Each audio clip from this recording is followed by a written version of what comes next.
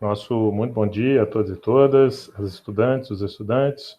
Nosso muito boa noite a todos e todas e aqueles que assistirem a nossa aula fora em um desses dois horários. Eu trabalho nesses dois horários, então eu saúdo de forma especial os nossos estudantes,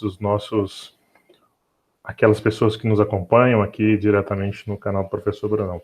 Vamos lá, então, dar início ao sexto módulo aqui, né, a edição do PET 6 de Filosofia, do plano doutorado do Governo do Estado de Minas Gerais, na área de Filosofia. Vamos de imediato aqui iniciar o estudo, né, como eu disse, do PET 6, volume diurno, volume noturno, não faz diferença, aliás. Não há diferença de conteúdo, seja do volume diurno, seja do volume do noturno, seja do volume lá da escola integrada, lá do ensino médio integrado. Então vamos dar início aqui, vamos pular para a primeira semana aqui. A proposta, como eu sempre digo para vocês, do PET de filosofia, para o terceiro ano ela tem uma linha mais clara, ela trabalha numa construção do ponto de vista mais historiográfico da filosofia, nós assim podemos definir, e trabalhando sempre com a expressão de alguns filósofos, geralmente começa com da antiguidade, pega um da modernidade ou da medieval, e algum da mais contemporânea. Então aqui, essa edição a gente começa com o filósofo neoplatônico Plutarco, vamos ver aqui, Plutarco de Queroneia, na Grécia. Então, pulamos aqui de imediato, aumentar aqui para que vocês possam ver. Então, vejamos. Lúcio Mestre Plutarco, Queroneia, sua cidade. 46 depois de Cristo, morreu em Delfos, também na Grécia, 120 depois de Cristo. Foi historiador, biógrafo, ensaísta e filósofo médio platônico, conhecido principalmente por suas obras Vidas Paralelas e Moralia. Plutarco era platônico, mas também aberto à influência dos peripatéticos. Peripatéticos é como a escola aristotélica é chamada. Os seguidores do filósofo Aristóteles também são conhecidos como peripatéticos, tendendo em alguns detalhes até mesmo ao estoicismo, que é uma das escolas que nós já vimos aqui no PET 1, me parece, ou 2. Foi no PET 1, nós trabalhamos Sêneca e depois Cícero.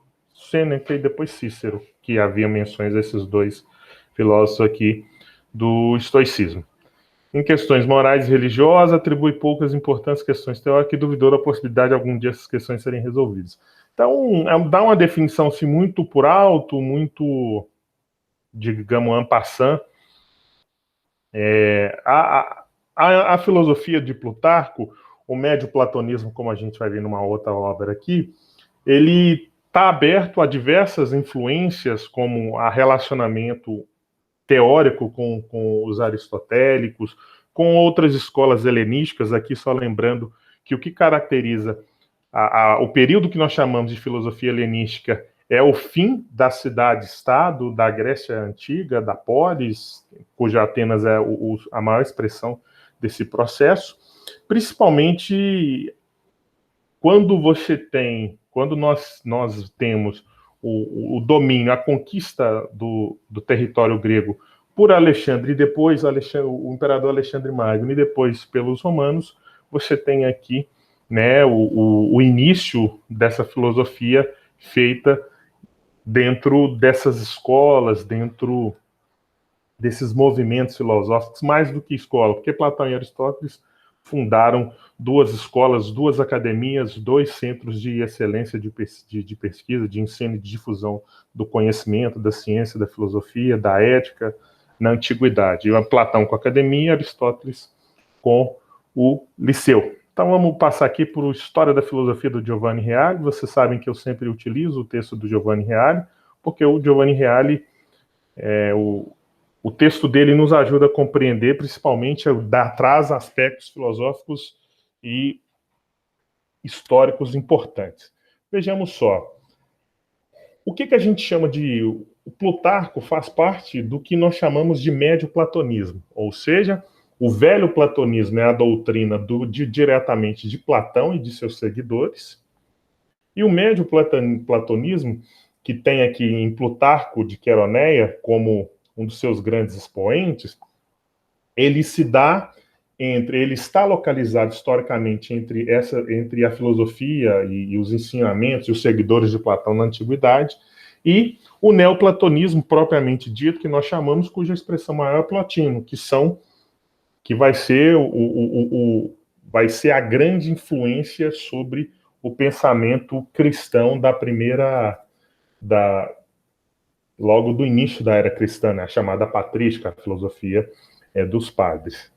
Então, o médio platonismo ele se estabelece com a destruição da sede da Academia de Atenas, de Platão, no caso, né, em 86 a.C.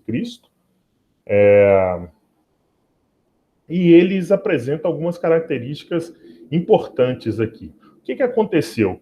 O imperador Sila, ao dominar, ao conquistar Atenas, ele expande a sua ação para dentro da academia, para dentro do liceu, e vai destruindo, inclusive fisicamente, os espaços que esses dois centros de pensamento se utilizavam dentro de Atenas.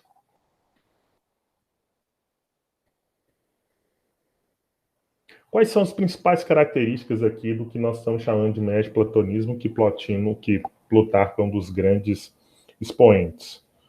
Primeira coisa, está aqui, o médio platonismo recupera o suprassensível, imaterial e o transcendente, ou seja, o médio platonismo volta a defender teses centrais daquilo que caracteriza a filosofia de Platão, que é a ideia do suprassensível, do eidos, das formas puras como sendo o elemento central da realidade, da construção do mundo em Platão.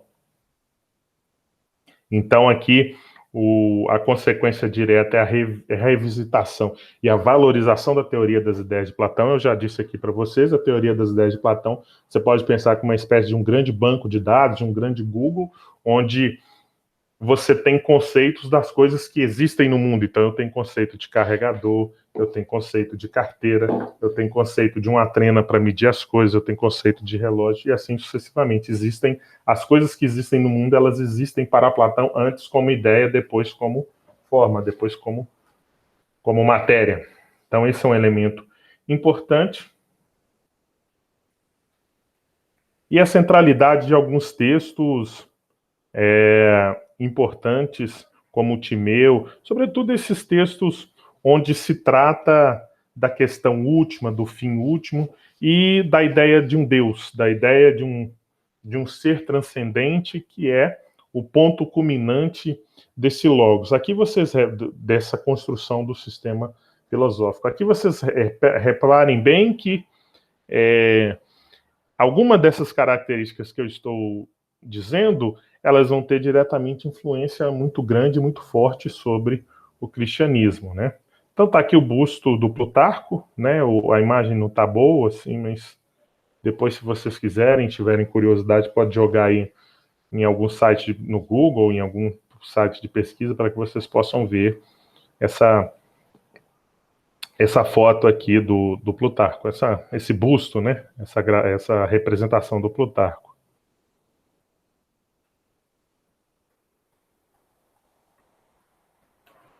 Aí, vamos aqui.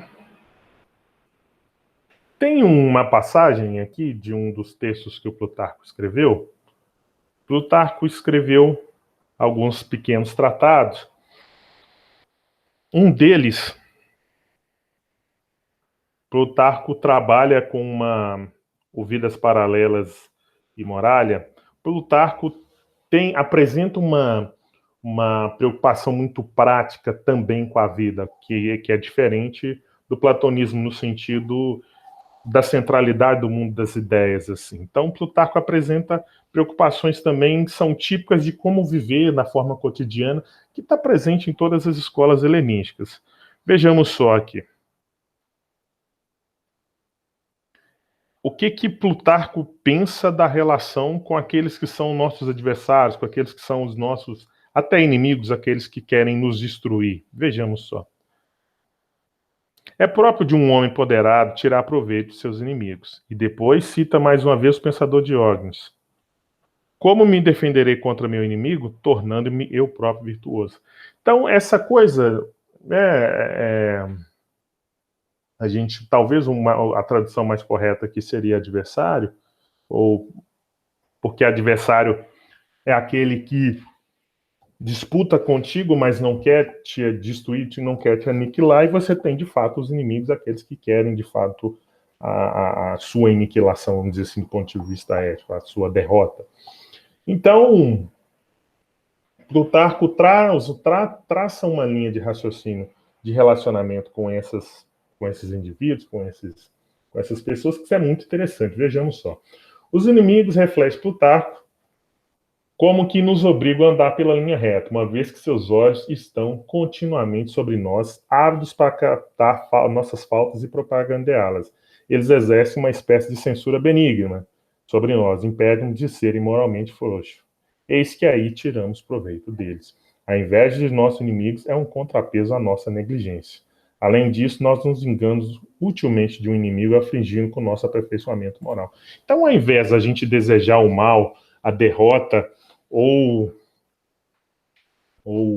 ao nosso oponente, o Plutarco aponta um papel muito importante que essas pessoas podem ter nas nossas vidas, qual seja impedir que nós que a gente haja de forma moralmente frouxa, impedir que a soberba tome conta de nós, porque ao primeiro passo, ao primeiro equívoco, ao primeiro erro, essas pessoas vão propagandear as nossas faltas, as nossas falhas. Então, os nossos adversários, eles têm um papel muito importante na nossa conduta moral. Se nós soubermos retirar deles, se nós soubermos entender esse papel positivo que os nossos adversários podem ter sobre a nossa conduta moral. Eles nos lembram a todo momento que nós devemos estar sempre andando em linha reta, não podendo vacilar, não podendo agir de forma frouxa.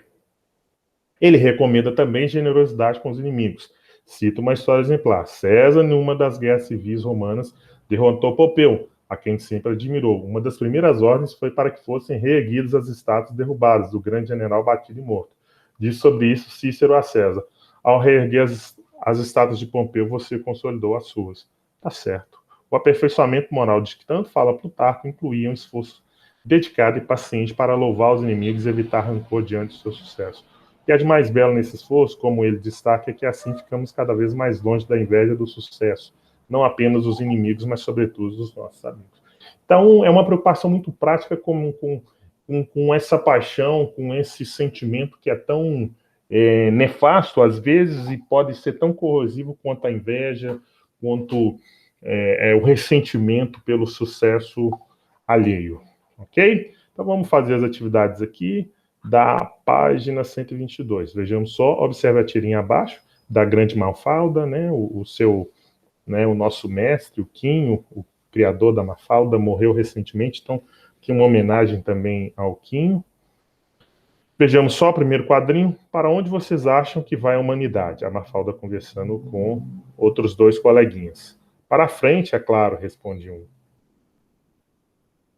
Aí o outro responde, a frente é para lá. E a Mafalda, o que a Mafalda está pensando? Lá não é a frente. Tudo frente não é a minha frente. Começa a entender por que é tão difícil a humanidade ir para frente. Mas é a minha frente. Não.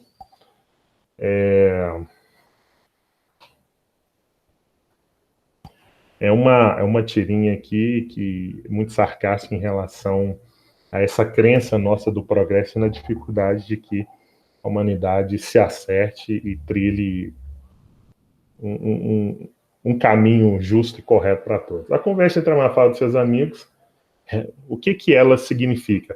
Revela a dificuldade de entendimento em posições que pareciam divergir, desvaloriza a diversidade social e cultural e a capacidade de entendimento e respeito entre as pessoas, expressa o predomínio de uma forma de pensar e a possibilidade de entendimento entre posições divergentes, ilustra a possibilidade de entendimento e de respeito entre as pessoas a partir do debate político de ideias, e a alternativa mostra a preponderância do ponto de vista masculino nas discussões políticas para superar a divergência.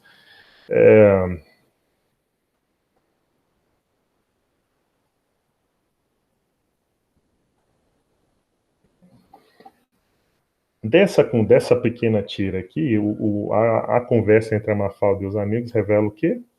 A alternativa A revela a real dificuldade de entendimento em posições que pareciam divergir. A gente quer ir para frente, mas isso para frente, cada um às vezes parece ter um sentido. A inveja dos nossos inimigos, questão 2, a inveja de nossos inimigos é um contrapeso à nossa negligência, diz Plutarco. Além disso, nós nos vingamos utilmente de um inimigo afligindo com o nosso aperfeiçoamento moral. Apresente um parágrafo seu entendimento do trecho acima, apresentando com base em sua prática de vida a validade ou não deste ensinamento e justifica. Aqui uma resposta a uma questão que pede para vocês fazerem uma reflexão a partir da prática cotidiana de cada um de vocês, da vida, dos relacionamentos com outras pessoas, e como é que... E se esse ensinamento do Plutarco é ou não válido? Eu, para mim, sempre tive... Eu, particularmente, levo muito a sério esse ensinamento, né? Porque os nossos adversários, aqueles que dormem e ficam felizes com as nossas derrotas, se a gente souber, se a gente estiver atento à presença e à ação de cada um deles, a gente não vai errar. E isso leva ao aperfeiçoamento moral, porque a gente exige cada vez mais da nossa ação, da nossa capacidade de ser virtuoso e de dar respostas concretas. Então, é aqui que a gente tira vantagem, é aqui que a gente utiliza moralmente a ação dos nossos adversários, a ação dos nossos inimigos para nos favorecer, para nos valorizar e para nos aperfeiçoar moral, intelectualmente. Ok? Então, eu gostei. O Plutarco é um filósofo, né, interessante e tem uma importância grande para a história da filosofia, sobretudo pela influência que parte dessas ideias dos filósofos médio-platônicos exercerão na primeira filosofia cristã, na chamada filosofia dos padres, na patrística. É isso, então, terceiro ano. Um forte abraço e até o nosso próximo encontro.